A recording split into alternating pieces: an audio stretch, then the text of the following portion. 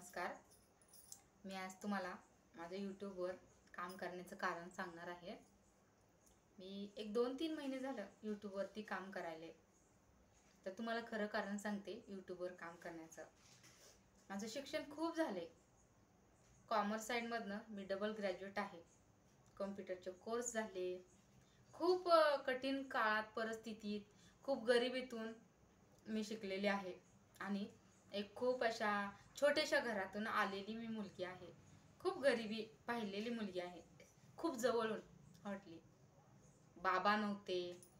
जन्म झाला एक पहिलीला पण नव्हतो त्यावेळेस बाबा वारले. भाऊ नाहीये सख्खा. आम्ही बहिणी. आईला आम्ही तिघीजणी बहिणी. पण त्यामध्ये आम्ही दोघीच आईजवळ होतो. आईजवळ आम्ही दोघीच लहानाच्या मोठ्या झालो. त्यामध्ये मी सगळ्यात मोठी आणि ती माझी परिस्थिती इतकी बिकट होती, इतकी वाईट होती. आम्ही मामाच्या गावाला राहत होतो. स्वतःच्या पप्पाचं गाव सोडून. पप्पा वारले. खूप छोटे छोटेच होतो. खूप लहान होतो. त्यामध्ये आईचं वयही खूप लहान होतं. तिला शोभत नव्हतो आम्ही झालेले. एवढे लहान आम्ही होतो. पण काय करणार, परिस्थिती, छोटी माणसाचं नशीब. तेव्हापासून आमच्या मम्मीने, आम्ही तिला भाभी म्हणतो, तिने एकटीने आमचा सांभाळ केला. कष्ट करून केला. शेतात जिकडे तिकडे राबली. आमचा सांभाळ केला. शिक्षण शिकवलं. मला खूप शिकायची इच्छा होती. खरं सांगू, मी शाळा तर कधी बुडवतच नव्हते. कारण प्रत्येक वेळेस आपली परिस्थिती सांगून जायची हो. आणि शाळेची खरंच आवड होती. पहिल्यापासून खूप खूप हुशार नव्हते मी. थोडी गणितात ढ होते मी. गणित जास्त जमायचं नाही. जमायचं पण फक्त जरा भागाकार जमत नव्हता. बाकी सगळ्या गोष्टी जमायच्या. इंग्लिश पण जमायचं छान पद्धतीनं. अक्षर वगैरे छान होतं. शाळेतली हजेरी छान होती. आणि असं करत करत 10वी पास झाले. 10वीतून 11वी 12वी. मग पुढे इच्छा होत गेली शिकण्याची, कॉलेज करण्याची. खूप मोठं स्वप्न पाहिलेलं होतं. स्वतःच्या पायावर उभं राहायचं. कारण आपल्याला बाबा नाहीयेत, भाऊ नाहीये सख्खा, आपण बहिणी, आई एकटी. एकटीने आम्हाला राबवून शिकवलं, सांभाळ केला. तर आपल्या परिस्थितीनं आपल्याला एवढं काही शिकवलंय, तर यातून आपण काहीतरी घेतलं पाहिजे. म्हणून मी मनापासून शिकत पुढे गेले. कॉमर्समधनं डबल ग्रॅज्युएट केलं. खूप मीही तितकीच मेहनत घेतली माझ्या शिक्षणाला. कारण माझं ध्येय होतं, माझं ॲम्बिशन होतं स्वतःच्या पायावर उभं राहणं आणि रणरागिणी होणं माझं स्वप्न होतं. हिमतीनं लढायचं कुठल्याही गोष्टीमध्ये. खंबीर उभं राहायचं न भिता. आणि त्याच्याकडे खरं माझं वाटचाल पाऊल पडत होतं. पण त्याला सुद्धा नशीब असतं ना हो. नशीब आपण किती आपल्या हातात काही गोष्टी नसतात. कसं आपल्या हातात काही गोष्टी नसतात. जे आपण ठरवतो ते कधी कधी होतही नाही. नशिबापुढे आपल्याला हाताचे टेकावे लागतात. आणि नेमकं माझ्या बाबतीत तसंच घडलेलं आहे. ग्रॅज्युएशन झालं, डबल ग्रॅज्युएशन झालं. अशी नवीन उमेद मिळाली. आपण पुढे चाललो. त्यानंतर काही जॉबसाठी रिप्लाय सुद्धा केलं प्रायव्हेट. पण कुठे काही प्रायव्हेटचं होऊ शकलं नाही. आणि असं होत होत लग्नाचं वय झालं.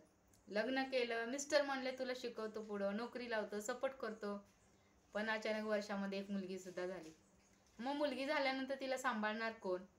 कोणाचं? आई सोडली स्वतःची तर मला माझ्या मिस्टरांना कोणाचाही सपोर्ट भेटला नाही. ती मुलगी झाल्यामुळं मी माझ्या संसारात गुंतून गेले, मुलीत गुंतून गेले. तिला सांभाळणार कोण मी जर बाहेर गेले तर? माझ्या मिस्टरांचं असं म्हणणं होतं, ठीक आहे तू नोकरी नाही केलीस तरी चालेल, तू घरचं एक काम कमी कर, पण आपल्या मुलाला, आपल्या बाळाला सांभाळ.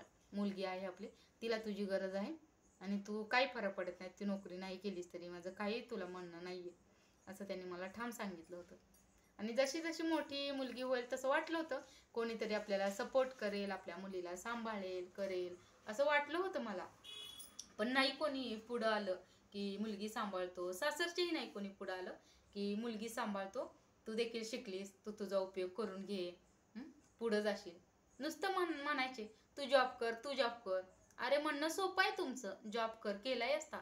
मग तुम्ही माझ्या घरामध्ये राहायला या ना, तुम्ही मला सपोर्ट करा ना, म्हणा ना तुझी मुलगी आम्ही सांभाळतो, लक्ष देतो, तू जा कामाला. घरातली कामं करून मी गेली असते. मला घरातल्या कामाचा काहीच प्रॉब्लेम नाही. मला खूप आवडतात. स्पेशली माझं खरं सांगू का, धुणं आणि भांडी हे तर माझं खूप आवडतं काम आहे. मी या गोष्टीला कधीच कंटाळत नाही. Any time. कुणाला धुणं आणि भांड्याचा खूप कंटाळा येतो. पण मला शिक्षणाचा अजिबात गर्व नाहीये मी शिकले म्हणून. मला स्वतःला आता असं फील होत नाही की माझं एवढं शिक्षण झाले म्हणून. कुणाला विश्वास सुद्धा बसत नाही मी हाऊसवाईफ असल्यामुळं की मी एवढी शिकलेली नाहीये म्हणून. जेव्हा मी सांगेल मी एवढं शिकले त्याच वेळेस कळतं. त्यावेळेस मला बोलतात तुम्ही जॉब का नाही केला, तुम्ही पुढे गेला असतात. हो, तुमचं सगळं बरोबर आहे, पण कसं असतं नाही ना सगळ्या गोष्टी मॅनेज होत सगळ्या गोष्टी, त्यामुळे मी नाही शिकले. असं करत करत खूप काळ गेला, खूप काळ गेला. पण आपल्यावर काहीतरी जबाबदाऱ्या असतात हो. त्या जबाबदाऱ्या पहिल्यापासून घ्यायच्या होत्या. खूप जिद्द होती. लहान बहिणीला सांभाळावं, लहान बहिणीला जे नको ते बघावं मोठी बहीण म्हणून, जॉब करून आईला आधार द्यावा, आईला कष्टातून आता रिटायर करावं, अशी मनापासून इच्छा होती माझी. आणि आजही आहे, तुम्हाला सांगते आजही आहे. पण प्रत्येक वेळेस काय माहिती आपल्याकडं लक्ष्मी धावाच घेतली नाही ना. तिचंही म्हणणं होतं की नाही कुठे जावं, असं स्वतःलाच खात राहत होते मी. एवढं मी शिक्षण घेतलंय मी, एवढे कष्ट माझ्या आईने करून, पण मी आज कुणालाच सपोर्ट करू शकत नाही. घर सोडलं तर मी कुणालाच सपोर्ट, फक्त घर सांभाळू शकते, मुलगी सांभाळू शकते. याच्या पलीकडे मी नवऱ्याला सपोर्ट घरातून करू शकते, पण 4 पैशाचा आधार कुणाला देऊ शकत नाही. या गोष्टी मला वेळोवेळी खात होत्या. आणि म्हणून मिस्टरांच्या सल्ल्याने एक निर्णय घेतला. की मला नाही कुठे जाऊ द्यायचे जॉबला मुलगी सोडून, तर मला यूट्यूब चॅनल तरी चालू करू द्या. मला आवड आहे आणि मला काहीतरी करण्याची इच्छा आहे आणि माझ्यावर जबाबदाऱ्या आहेत आणि त्या जबाबदाऱ्या मला पार पाडल्या पाहिजे. काही काही असे 4-5 गोष्टी आहेत त्या मला मनापासून करायच्यात. तुम्हाला सांगते, पहिली गोष्ट अशी आहे की पप्पा नाही, सक्का भाऊ नाही, त्यामुळं आई एकटी आहे आणि उतरत्या वयामध्ये तिला सांभाळणार कोणी नाहीये. त्यामुळं एक मुलगी म्हणून आणि मुलगा म्हणूनही आमचं पर्सनली माझं कर्तव्य आहे तिला सांभाळणं, शेवटपर्यंत तिला साथ देणं, तिला सांभाळणं. याच्यामध्ये आपल्या नवऱ्यापासून त्याच्या कमाईपासून तिला आपण एवढी गोष्ट देऊ शकत नाही. जर आपण कमवलं तर आपण तिला सांभाळू शकते आपल्या जीवावर, आणि ते मला करायचे. मेन म्हणजे आईचे कष्ट थांबवायचे, तिचा सांभाळ करायचा शेवटपर्यंत. आपल्या स्वतःच्या कष्टातून एक जबाबदारी म्हणून, एक मुलगी मुलगा म्हणून, मुलगी मी आणि मुलगाही मीच म्हणून. माझी बहीण बघते तिला, त्यात काही वादच नाही. ती स्वतः कमवते 4 पैसे म्हणून ती आज सध्या तिला बघते. त्याबद्दल मला खूप छान वाटते. खरं कुठंतरी माझं मन खात जाते, मी माझ्या आईला 2 पैसे देऊ शकत नाही. दुसरी जबाबदारी म्हणजे नवरा. आपला नवरा, त्याला सरकारी जॉब नाहीये, त्याचा प्रायव्हेटच जॉब आहे. त्यामुळे त्यांना सपोर्ट करणं गरजेचं आहे. सपोर्ट तर करणं गरजेचं आहे, पण एवढे घरामध्ये मोठे असून लहान भावंड त्यांची कवडी किंमत करतात, कारण ते पैशावाले आहेत ना. त्यामुळे त्यांना नातीगोती कळत नाही. तो थोडीशी कधी मधी मदत वगैरे मागितली तर कमी लेखतात माणसांना. त्यामुळं मला स्वतःला वाटतं माझ्या नवऱ्याने कोणाकडे हात पसरू नये, कोणाला 1 रुपया मागू नये. कारण घरात जर कुठली गोष्ट नसते तेव्हा मला वाटत नाही ह्यांनी मला लगेच आणून द्यावं. मला तेल नसू द्या, मीठ नसू द्या, शेंगदाणे नसू द्या, भाजीला नसू द्या, तरीही मी कधीच हट्ट करत नाही मला हे आणून द्या म्हणून. आणि हट्टानं म्हणजे मी हट्टाला पेटणारी जास्त नाहीयेच. म्हणजे हट्टाला पेटावं, पण कुठल्या तरी मर्यादा असतात, कुठल्या गोष्टी वेगळ्या असतात त्याला त्या हट्टाला पेटावं. कुठल्याही गोष्टीला हट्टाला पेटून जमत नाही, ॲडजस्टमेंट करावी लागते. तर मला माझ्या मिस्टरांनी असा कुणाकडे हात पसरलेला खरंच मनापासून आवडत नाही. त्यामुळे दुसरी विश म्हणजे माझ्या मिस्टरांना मला फुल सपोर्ट करायचा आहे, त्यांना मोठं होताना बघायचंय. स्वतःचा त्यांना खूप खूप गोष्टी त्यांना अशा चांगल्या मला त्यांच्यासाठी बघायच्यात. माझी मनापासूनची इच्छा असते. तिसरी गोष्ट म्हणजे माझी मुलगी. माझ्या मुलीलाही मला खूप छान पाहिजे. ज्या गोष्टी आमच्या वेळेस आम्हाला मिळल्या नाहीत, आमच्या परिस्थितीनं, बाबा नसल्यामुळं, एकट्या आईच्या कष्टावर कमाईवर आम्हाला, त्या माझ्या मुलीला प्रत्येक गोष्ट मिळावी. खायला प्यायला चांगलं सगळ्या गोष्टी तिला अवेलेबल व्हाव्या, तिला शिक्षण चांगलं मिळावं, माझे संस्कार चांगले मिळावे आणि एक चांगली संस्कारी, एक डॅशिंग स्वतःच्या पायावर उभारणारी मुलगी मला तिला करायचंय. तिला मोठं करायचंय. तिला मला कलेक्टर बनवायची माझी इच्छा आहे.